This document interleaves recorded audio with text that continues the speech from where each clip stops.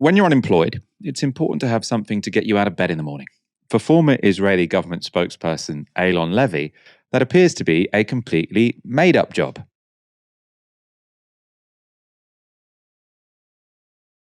Hello everyone, welcome to the first briefing of the Israeli Civilian Spokesperson's Office.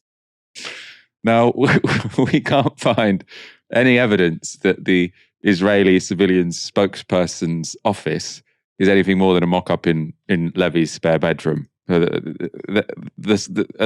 be a spokesperson for Israeli civilians, I've got no idea what it means. But he's taken on the role like a duck to water after giving a rundown of Iran's retaliatory attack on Israel the night before.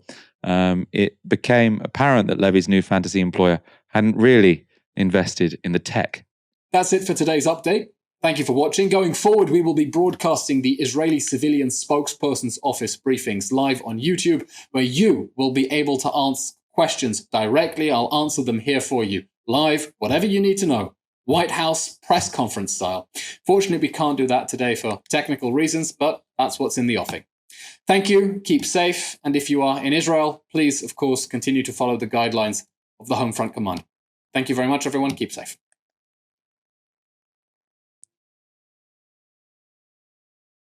Oh my God. He's sort of talking to like his young cousin saying, press off, press off, press off. Wow. Panic building behind his eyes. There we go. Someone finally switched the off button. I mean, the backdrop looked kind of professional, right?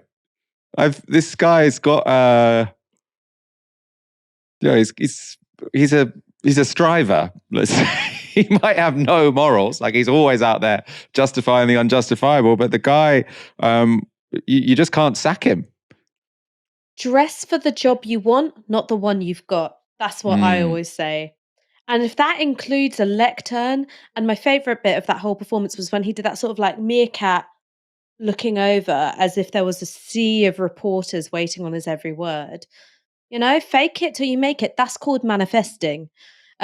I mean, kind of on a serious note, and I wonder what you make of this, Michael, is that I can imagine that if you dedicated your life to something that you really believed in, right? I'm not saying that he believed the things that he was saying, but I think he believed in the reason why he was saying those things, which were such a gross distortion of reality, that if you then get, rejected by that very cause, essentially, the Israeli state is saying, look, I know you'd live and die for us, but you're actually a hindrance rather than a help. That must be such a crushing blow to your sense of self and identity, And then before you know it, you're building your own lectern in your mum's spare room, pretending there are reporters there. There, but for the grace of God go I.